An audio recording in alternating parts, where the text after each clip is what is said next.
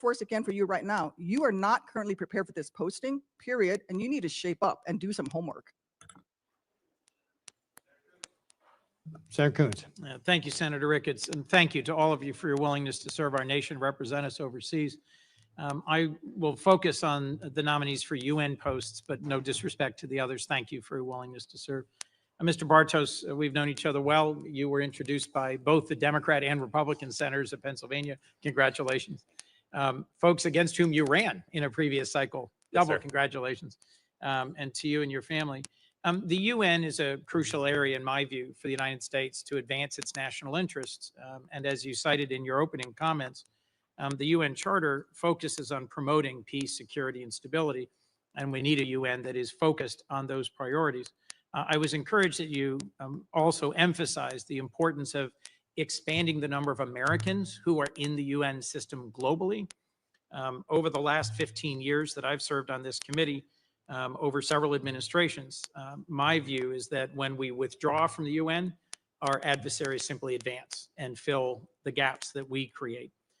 So your challenge is going to be to balance ensuring that the money that we invest in the UN and the systems and organizations at the UN are efficient, are transparent, are delivering on their mission, but to not abandon that mission, to not completely withdraw. One of my core concerns is that the US-UN reform process might look like what happened to the USAID. We could have had a balanced, bipartisan, measured process that looked hard at inefficiency in USAID, narrowed its focus, and prioritized an American national interests. Instead, it was simply slashed and shut down, largely with no consultation with Congress. If confirmed, will you commit to engaging with Congress regularly on reform efforts to ensure that there's bipartisan support, both for sustained U.S. leadership in the UN system and for any reforms that are proposed and that you're carrying out? Senator, thank you for your question. And I'm smiling here because we've known each other 20 years. Yep. And who would have thought 20 years ago when we were working on sewer issues in Newcastle County, Delaware, that we'd be sitting here. So it's an honor to be with you. God indeed has a sense of humor. Yes, yes, sir. And it's wonderful to see you. And thank you for your question. Yes, I can strongly commit, and if confirmed, look forward to working with the committee to address all of these issues. I'm inspired by Secretary Rubio's leadership. I'm deeply grateful to President Trump for his leadership. And if confirmed, I look forward to working as often as you'll have me with this committee to address these issues. Thank you, sir. To your point about the importance of having Americans, how will you advance American representation in the UN system at the same time that there are proposals that would dramatically cut back our contributions to the system? So thank you for the question. In his first term, President Trump established the directive that we were to have an agency at IO at the State Department to focus on either elections where United States citizens could run and or be appointed to certain agency heads. That office, any of us involved in politics would love to have a record that office has achieved over the last 5 years. If memory serves, it's something like 28 contested positions and 23 or 24 successful candidates. It's a fantastic record.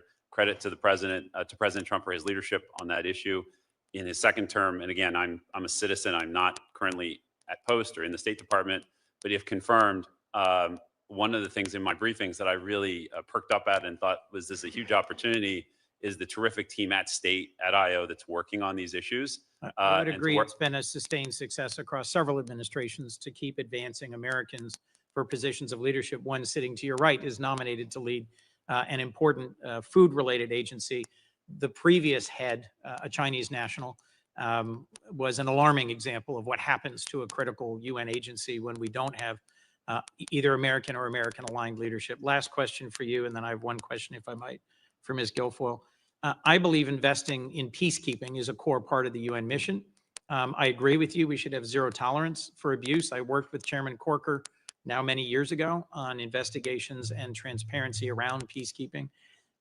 How will we sustain our peacekeeping engagement when the president's proposed budget zeroes out all U.S. contributions to peacekeeping, and the rescission that will be on the floor next week would claw back $360 million?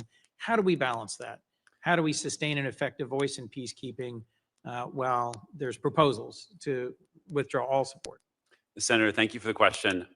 As a citizen, I've not currently read into any of the issues relating to the reorganization or how that's approaching. I can say generally, though, if confirmed, I look forward to immediately getting stuck into those issues, to learn about those issues, and to working with this committee. I think on the broader point about peacekeeping operations and the successful ones versus the unsuccessful ones, having clear objectives and a clear exit strategy is an outstanding roadmap for any of these endeavors. Broadly, we're in agreement on that point. I look forward to continuing our conversation. Thank you, Senator. Ms. Guilfoyle, if I might, just because the U.S.-Greece relationship is important to me, to my state, to our nation. Under the first Trump administration, there was a so-called 3+1 cooperation launched between the United States, Greece, Cyprus, and Israel. Give me your sense of what difference that's made, what's its current status, and whether you would commit to sustaining this level of cooperation in this structure. Yes, thank you for the question, Senator. I believe this is a very important area of concern as it relates to national security in Greece and Cyprus, Israel, all being very strategic and powerful allies, steadfast and reliable throughout the years. And this has just increased under President Trump's last administration. We're looking forward to making sure that those partnerships remain intact and, in fact, foster and develop. I believe firmly, if confirmed as ambassador to Greece, that I will work tirelessly to make sure that Greece's national security interests and our strategic allies in that partnership remain very strong and robust, working in concert and conjunction with the United States of America, because national security in those areas and those countries directly equates with national security for the United States of America. And I would ensure that we increase the commitment that has been consistent by the people of Greece to do the defense spending, buying U.S. military equipment, which they have been doing, and see to it that we are going to project to include up to 5% from them. Anything for me about why the 3+1 mechanism is particularly important? Well, geopolitically, as you know, that is a very complex region with a lot of security issues, migration issues.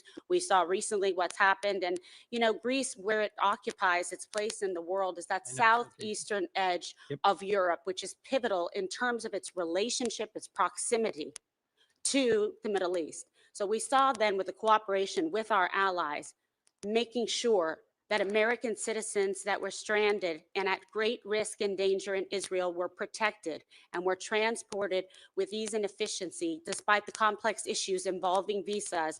Our partners, our allies in Greece were able to help effectuate that in a timely and safe fashion, bringing people through Cyprus, through Greece, and into Athens. Thank you for the question. Thank you, ma'am. Thank you all. And I look forward to working with you. Thank you.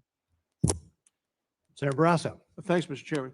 To follow up, Ms. Guilfoyle, on what you were just talking about with the NATO and the importance of the relationship and how closely we are aligned. There's a military naval support activity, Suda Bay, vital U.S. military installation. I know there's going to be updates. I think $44 million has been committed to invest in new joint mobility processing center in that area. Can you just overall give us some things, what opportunities you see for increased cooperation with Greece as these upgrades are completed? Because you, I think, appropriately called attention to the fact that all of these countries have now committed to going up to 5%. They have, which I think is incredibly important. I was committed to at the Alliance and at The Hague, and that is something that I know that these countries have intentionality to fulfill and to continue that commitment that they made to us.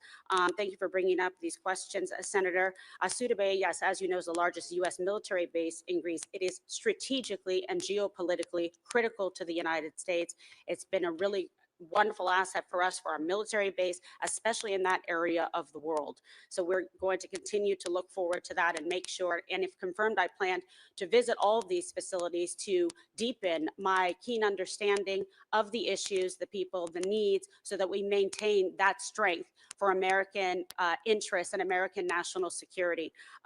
Ravathusa is also incredibly important because there are unbelievable opportunities for liquid natural gas, which could be crucial to limit the influence, undue influence in the region of Russia, of China, and make sure that we push back on that on a daily basis. There are certain things that have happened that have been very disheartening as it relates to national security in the port of Piraeus, where the Chinese were allowed to gain access and purchase that. What I'm proud to say is the Greek people have now implemented a system that somewhat mimics what we have here in the United States, CFIUS, to prevent from foreign interests and countries encroaching on sovereign nations and buying up key national security ports and interests. So that is something that I was encouraged that has happened recently in the past month or so. And I look forward to partnering with them to make sure that we can use some of our models of best practices in those ways to make sure that there isn't over encroachment of foreign influence and interest in key ports, and work with them strategically to help understand how we're able to prevent that in the United States of America. Thank you for the question. Well, I appreciate your comment about energy, because I think of energy as the master resource. Greece, I think, is quickly becoming a major energy hub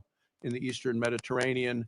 You talked about LNG. They've expanded their LNG terminals. I think they've earlier this year signed an agreement with Chevron and ExxonMobil to do more. So just generally, could you give us a little thoughts on American energy companies in Greece's energy sector, and how will you support and encourage this effort for more energy? Great opportunities I mentioned exist with Revithousa, with the LNG terminal, which is key to that regional energy strategy. Also in Alexandroupoli, the LNG terminal, that's essential for U.S. energy exports and for Balkan access. So this is, again, why I would like to just stress the importance of Greece, the seriousness of this position, the opportunity we have to grow and strengthen the alliance and the bond between the Greek Americans and the United States of America, and those living, working, visiting in Greece, to ensure their safety, productivity, and make sure that their needs are met. And I really look forward to working with the absolutely incredible people that are so talented in the State Department and the careers, and the people that are currently serving in the embassy, working tirelessly to ensure that American interests are represented, and to work for President Trump to effectuate his goals, his beliefs, for the United States of America. Thank you. Mr. Bartos, the U.S. Is the United Nations' largest financial contributor. Provides more funding than all other permanent Security Council members combined. I hear about that in Wyoming a lot. People aren't really happy with this. Despite this significant investment, the UN has struggled to implement meaningful budgetary discipline to demonstrate consistent fiscal accountability.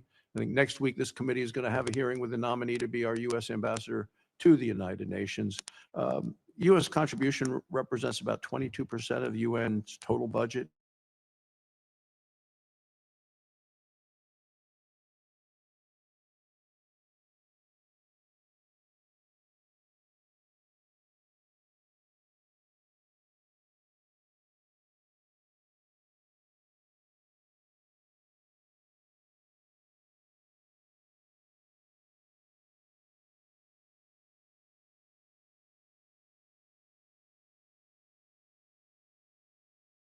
On earth, and proudly so.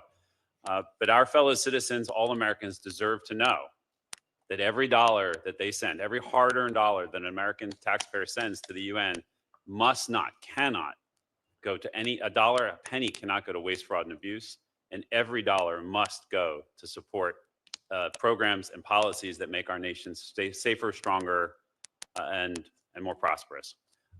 If confirmed, I will devote all of my energies. We're 22% of the regular budget, as you say, sir. We're 25% of the peacekeeping budget, limited by statute. The UN seeks to assess us at 26.1%.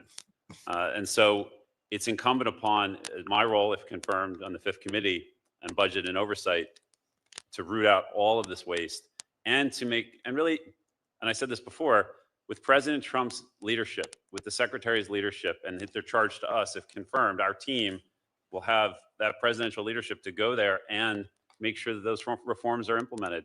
Our dollars carry a lot of weight, but over the last 80 years, they haven't, as you say, they actually haven't really been put to the best use by the system to the United States' interest. We need to do better. We must do better. And I commit to you, sir, if confirmed, we will do better. Thank you, Mr. Chairman. Senator Booker. Thank you very much, Mr. Chairman. I am really excited about the U.S.-Greece relationship and the promise and the possibilities. I've been grateful, Ms. Guilfoyle, of what you've already discussed. Can we dive a little bit more deeply into some of the strategic importance of the work that we're doing and that we can build upon, I think, in the coming months with your leadership? Thank you. If you could put your microphone on, I appreciate that. So you mentioned the base in Alexandroupoli. Also, I want to mention the base at Suda Bay and how important they are to the U.S.-Greece Mutual Defense Cooperation Agreement. And I'm wondering if the administration is planning to any upgrades to those existing bases, given their pivotal strategic importance in that region, as you already discussed. And you share the perspective that maintaining and increasing the capacity at Alexandropoli is important. Yes, Senator, thank you for the question. It's nice to see you. I believe this is such an important relationship. The administration believes it as well. This is a post where we are dealing with EU, G20, a lot of complex issues geopolitically in that area. And I think it is incredibly important. Again, I am speaking now in the role of a private citizen. I would work in conjunction with the State Department, Senator Rubio, the deputy secretaries, and also following in the mission of American interests moving forward to make sure that we are ready in that area, that that relationship and partnership is maintained, that if there are necessary improvements or expenditures that need to be made, that I would advocate in that fashion very strenuously on behalf of the United States of America and the American people. I am grateful for that. That's the kind of strength I want. The tradition in the ambassador to Greece we had with George Souness was probably the best bipartisan ambassador, and I'm sure you know. My dear friend who is here today. Yes, yes. I didn't want to call him out. He does not like attention. He's very shy. He's but, Greek. I mean, yeah. fake news. Yes. Feristo, thank you. Let's continue. I have a lot of concerns about the Greek-Turkey tensions, and it's something I think all of us should be giving more attention to. When I visited Greece last year and had the pleasure of being with the ambassador for some time, there was really calm between Greece and Turkey, between Athens and Ankara. The Prime Minister of Greece and the President of Turkey met last year twice to try to reduce those tensions, but I am concerned that with regard to sovereignty challenges, maritime borders, those tensions exist and could be real points that get inflamed. Tell me about your concern, and I've heard from a lot of my constituents in the Greek diaspora, as well as from my travels, it is critical, I believe, that the U.S. doesn't tolerate any threats to the sovereignty of our European allies, especially Greece. Senator, again, thank you for the question. Yes, this is a very important issue, and I know there is a lot of concern from Greece, from Israel, from Cyprus, etc., regarding any increasing of weaponization in Turkey with the F-35s. Again, I'm speaking as a private citizen. I do not direct or maintain policy, but I know this is an area of concern to the administration as well. I know that President Trump is the best negotiator and diplomat to be able to engage with different countries to find meaningful ways to work together. I would like to make sure that we are protecting and honoring our strategic, consistent, stable, and reliable allies with Greece. They have answered the call every time. They have exceeded our expectations. They have readily committed to the 3%, consistent in that regard, and Greece remains strong and proud as the 5th largest spender for military equipment. I'm going to interrupt you there in the because world. I'm running out of time, but I want to say I thank you. I associate myself with a lot of that bravado when it comes to Greece. So thank you very much. I just want to say I've got some bipartisan work on really the importance of the India, Middle East, Europe economic corridor. It's really vital. I hope to be able to talk to you about that. I know you know the importance of that and how the 3+1 framework between Israel, Yes. Greece, and Cyprus work into that. But I want to shift in my remaining seconds really to talk to Ms. Blanchard. I'm really concerned about food security, and things are getting exponentially worse on our planet. It's estimated right now, unfortunately, the Trump administration's foreign assistance cuts have already resulted in over 63,000 children dying unnecessarily from hunger. This is heartbreaking. It's a violation of the decency and values of our country. The Rome-based UN Food and Agriculture Organization, the WFP, the FAO, the IFAD, these are critical tools to strengthen the resilience of vulnerable communities who are at risk of hunger. Hunger leads not to horrible death and that is deplorable, but it leads to instability that ultimately could affect our security. So if confirmed, how will you seek to advance the programs that address long-term food security challenges? How do you propose to do that if the U.S. is actually reducing its funding and commitment? And as you know, other nations watch us. When we reduce, they reduce. When we challenge them to do more, as I've done in a bipartisan way here in past years, they do more. And so what impact ultimately do you think the reduction in U.S. funding will have on food insecure countries and communities worldwide? Senator, thank you for the question. As we all know, food security is bipartisan. We all are in agreement of that, but I do believe we're all in agreement as well of our accountability for our checkbooks. I mean, I account for things that go in and out of my checkbook at home, and I think it's wonderful to reevaluate, and I look forward to the reevaluation process.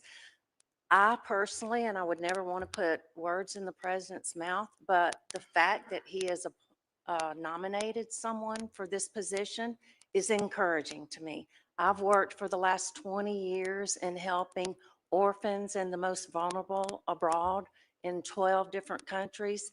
I'm a believer in it. I realize it's national security, but I do also realize that there's been instances where malaligned players have gotten a hold of food and used it against us or our allies. So I certainly look forward to meeting with you and this whole committee So in the I'm out of future. time. I want to be respectful. I just want to say this. When I was on the Chad-Sudan border, and I've never had a situation, I visited refugee camps all around this world, where pleading Americans were begging me to up food assistance, and were being very clear with me as I looked at malnourished babies of what would happen if we didn't increase food assistance. Well, we have done worse. We've limited funding, and I've now heard directly about the children that have died there. There is a moral urgency that I know reflects deeply within your faith tradition and my faith tradition. I beg of you publicly, when it comes to crises like we're seeing in Sudan, to please be a call of conscience to this administration, should you be confirmed, to please demand in private that we step up to American tradition and the moral urgency that has been supported in a bipartisan way. We are watching children die at rates that should stun the conscience of Americans, and I'm hoping that you can help us to address that crisis. So thank you very much. Thank you, Senator. Senator Risch. Thank you. Ms. Guilfoyle, I want to drill down a little bit more into the issues between Greece and Turkey. Certainly. You know, they're both NATO allies, and I have to tell you, I've started to use that word pretty advisedly when it comes to Turkey. I fought with them. I led the charge to get Sweden and Finland into NATO, and it was incredibly frustrating. Turkey was using its power because everything has to be done unanimously in NATO to keep them out, and it was a huge fight. And the other thing, as far as Turkey's concerned, I'm the one that put the hold on the F-35s. The F-35s they bought and paid for are still sitting in the United States because I've got a hold on them, and I'm going to continue to have that hold for a lot of different reasons. But the relationship between Greece and Turkey doesn't get nearly the play in the media here that actually exists. I wind up dealing with it all the time because I'm chairman of the committee. One of the things I'm particularly interested in is the argument they're having and the fight they've been having for a long time over a territorial dispute. I don't know how familiar you are with that, but I'd like to hear your thoughts on that. And the other thing I'd like to hear your thoughts on, and I would recommend to you, is your predecessor, George Souness, who's here. He and our ambassador to Turkey had a very, very close relationship. And I talked to them frequently, and they were really good at sorting out the issues between the two of them. So I would urge that you make that same kind of connection with our ambassador to Turkey. But your thoughts on that relationship and some of the things we might be able to do. The Greeks have been legitimately calling out for our help for a long time on a lot of these, and they're very difficult issues, obviously, between two allies. But your thoughts, please. Thank you. Thank you, Chairman, for that thoughtful question. It's one thing I think that's going to be a main and primary focus, in addition to some other issues, if I am confirmed to be ambassador to Greece. I do enjoy a very close relationship with Ambassador Barrick in Turkey. I know him for a very long time, and I have a very close relationship with Ambassador George Sunis. So I think this will be pivotal to making sure that we are ready and able to exceed expectations on day one. I look forward to working with Ambassador Barrick on this tough issue, in addition to following the direction of the President of the United States. Sir, as you mentioned earlier, Turkey is precluded by U.S. law that you put forward from actually acquiring the F-35s. There are choices that people and countries make in life, and Turkey has chosen to work with the Russians with the S-400s. I think it is imperative that we focus and point out the juxtaposition of a strong, steady ally who has answered the call and exceeded the expectations like Greece, and someone who, yes, is in NATO, but also needs to follow suit and be that same kind of strong and strategic ally. We don't have that at this point in time. And again, I'm speaking on behalf of myself as a private citizen. I look forward to getting more information, to getting deeper into the issues, following the direction of the President of the United States, and also working with my esteemed Ambassador Tom Barrick to resolve some of these issues. But again, the big focus has to be, what are we going to do in that area? It is so imperative for national security and for the United States of America, and that we also protect those strong allies that we have in Cyprus, in Israel, and in Greece. And I will make sure that it is my mission objective and focus to do just that if confirmed. Well, thank you. I think you and Tom are going to be a real team there, I really think. And I appreciate that. The issues that Turkey has are not irresolvable. They are resolvable if cooler heads would prevail. But with Erdogan, it seems like it's going backwards every year rather than forward. So I hope you're able to turn that around. And your comments about the Greek community here in the United States couldn't be more right on. What a great community of people supporting Americana and Americana issues. Chairman, if I may, just to say that that has been very evident, and it's been consistent for so many years, and they care deeply about this country. We have 3 million Greek Americans living in the United States of America and the diaspora, and 10 million incredible patriots that live in Greece, that they want to work very strongly to help and support the United States, and their intentions are clear. Thank you for the question. Thank you. I'm out of time, but I just want to say, Mr. Bardos, the title of your job having to do with UN management and reform, that's an oxymoron if I've ever heard one. And I got a lot of issues there. Secretary Guterres comes to see me every once in a while. The first thing I do is drag out the charter and say, what are you doing about this? Because, man, it just isn't working. And we're pumping a tremendous amount of money into it. There's a lot of us not very happy about that. I wish you well. We'll work with you every way that we can. And my time's up. Thank you, Mr. Chairman. Thank you, Chairman. Senator Hahn. Thank you, Mr. Chairman, and congratulations to all of you and your nominations. I know Senator Booker covered some of the topics I wanted to, but I'm going to dig a little more deeply into those. So, Ms. Guilfoyle, congratulations on your nomination. As you know, Greece is a critical American ally. The U.S.-Greece relationship has grown to probably one of the most strongest and enduring relationships, based on common values, based on defense cooperation, based on strong people-to-people ties, energy collaboration, and the important role they have played also with respect to fighting back against Putin's war of aggression against Ukraine. And that last point indicates that, Greece also plays an important regional role. So your responsibilities as ambassador, of course, are to deepen the bilateral relationship or to support that, but also take a look at the broader picture. And recently, Turkey submitted a maritime spatial plan to UNESCO that reflects maritime claims that have been disputed by Greece. Are you aware of that plan that was submitted? Senator, thank you for the question. I'm aware of the plan. I am not deeply familiar with the plan because I have not been confirmed. And if confirmed, that is one of the areas that I want to work with the senators and congressmen and the talented people at the State Department, Secretary Rubio, to make sure that we have a strong command of that situation as well. And with Ambassador Barrick. I appreciate that. So I guess one question would be the approach that you take, because a lot of the actions Turkey has taken, both respect to intrusion into Greek airspace, into Greece waters, obviously create possibilities of conflict, which we'd hope to avoid.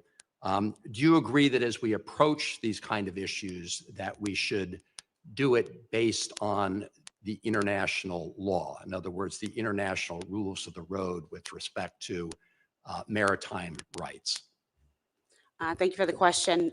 As a former prosecutor, I've been an attorney for 30 plus years. I have the utmost respect for the rule of law. I believe it should be adhered to. And then there is the additional aspects to consider of what is the State Department policy, what is the position of the President of the United States as it relates to American interests. Will it make us stronger, safer, more prosperous?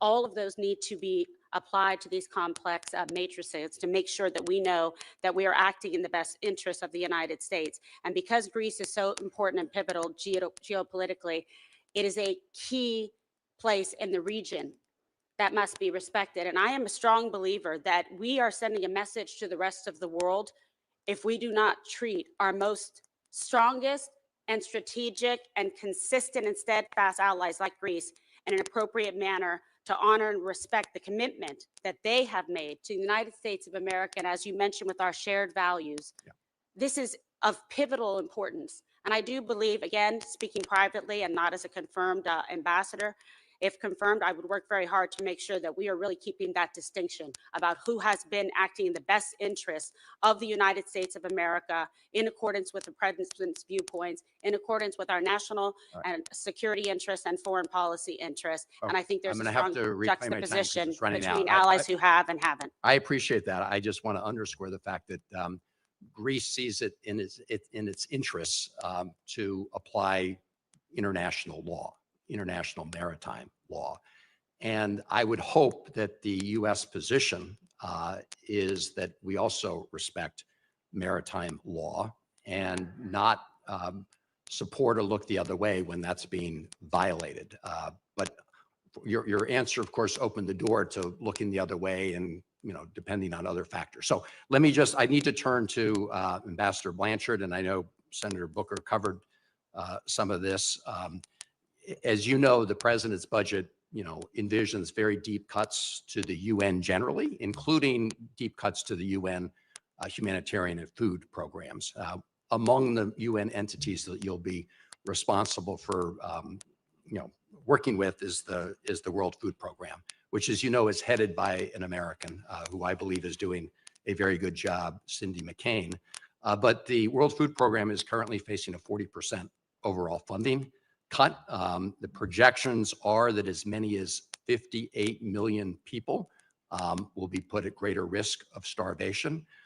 There have been cuts by the administration to the PL 480 program. There was just a report the other day about Kansas farmers who used to support the PL 488 program, now looking to essentially use their products for dog food when they'd prefer to be part of the World Food Program and PL 480. So my question to you is pretty simple.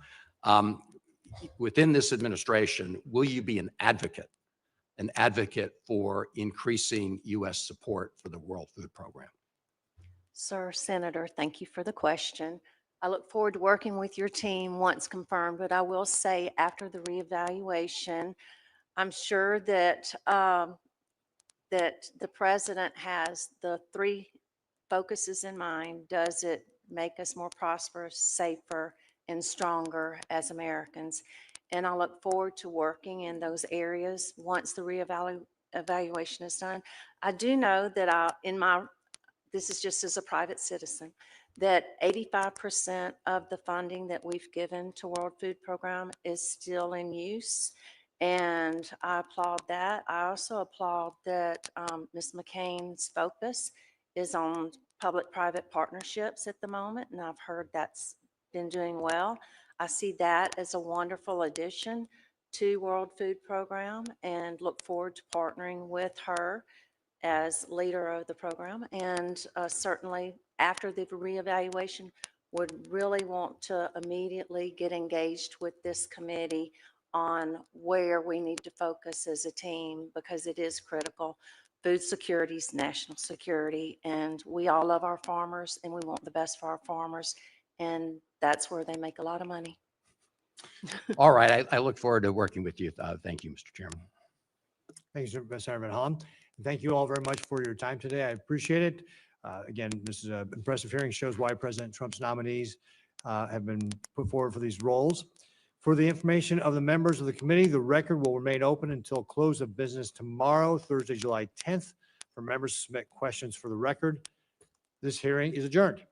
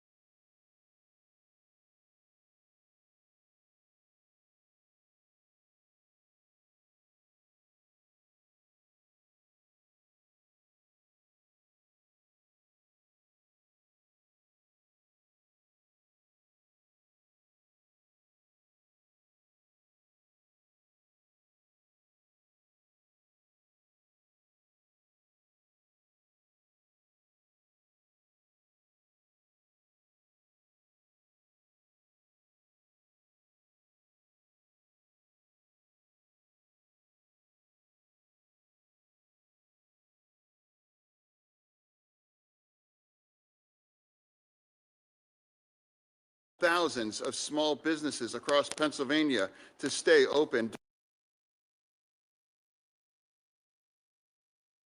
Support my good friend Jeff Bartos and his nomination to be Ambassador of the United States UN Management and Reform.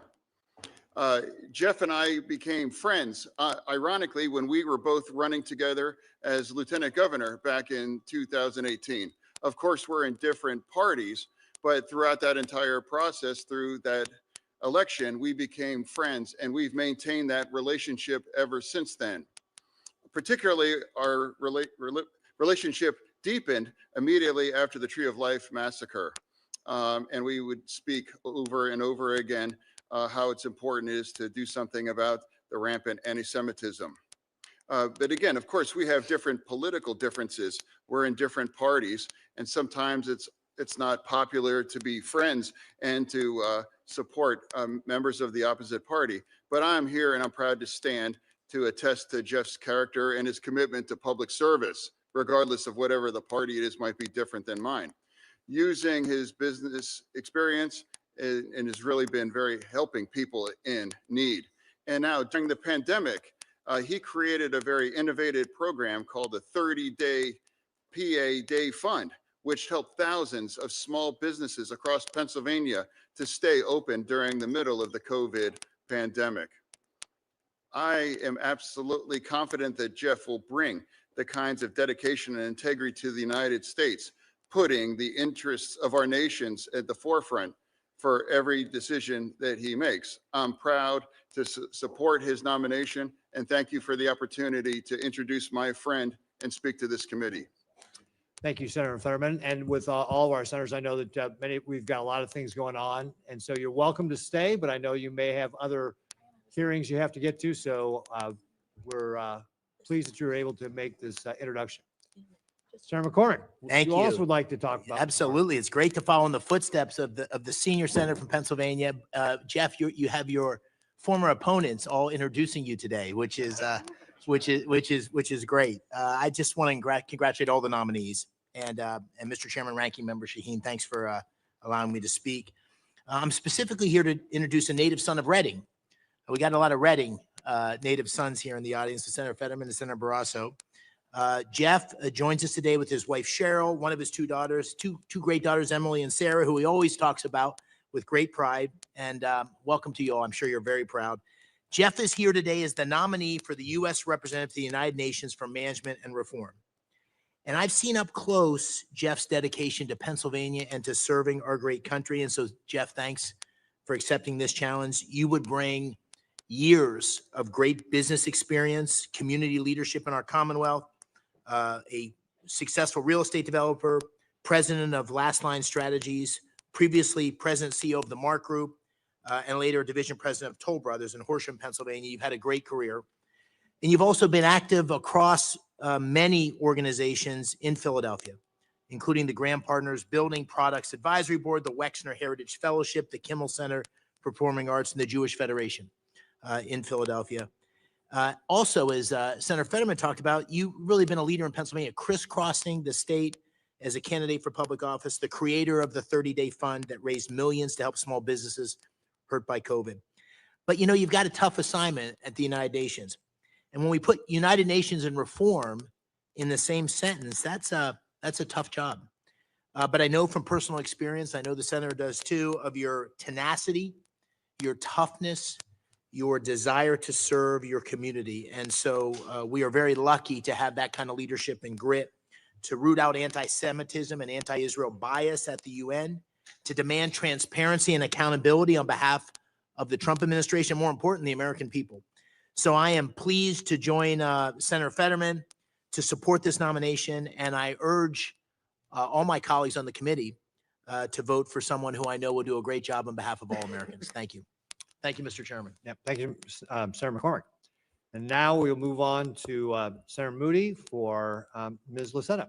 Thank you, Chairman Ricketts. Good morning. It is my honor to be here today to introduce President Trump's nominee to be the alternate representative of the United States of America for Special Political Affairs, as well as the alternate representative of the United States of America to the sessions of the General Assembly in the United Nations, my fellow Floridian, Jennifer Lucetta. It is no surprise. This is just another great Floridian volunteering her time and coming up to DC to serve her country. She is from Sarasota, Florida, and it is not the first time she is going to be serving on our country's behalf. During President Trump's first term, Ms. Lasetta served our country in various roles and helped advance President Trump's vision for a secure and prosperous America. And I know she will continue to do so when confirmed for these positions. Whether it was from her time as Special Assistant to the President and Associate Director of Presidential Personnel at the White House, to various roles she had in Florida, she worked hard on behalf of Floridians and Americans alike, and it gained extensive experience in personnel and management, as well as skills focused on enhancing security protocols. I can attest that, like many of my colleagues, this country is in need of someone to take up the America First mantle in its policy approach in all aspects of our foreign policy, from diplomatic negotiations to the United Nations, and many of the roles in which she will be confirmed. After 4 long years of America Last policies, we now need this more than ever. And I am thrilled that many great Floridians have volunteered to serve and have been nominated by this administration to carry out President Trump's vision for our country. I've seen just how critical the right leadership is to solving the most complex global issues, from Iran and its proxies attacks on Israel and U.S. regional interests, to attempts by the People's Republic of China to infiltrate our universities and steal U.S. military technology.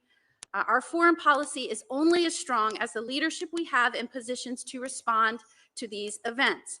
President Trump has shown that strong leadership, demonstrated time and time again in dealing with malign actors globally, that it is necessary to pursuing a safer and more secure world. With America First policy, the world is safer, and peace should always be the goal in our foreign policy. Far too long, the United Nations and other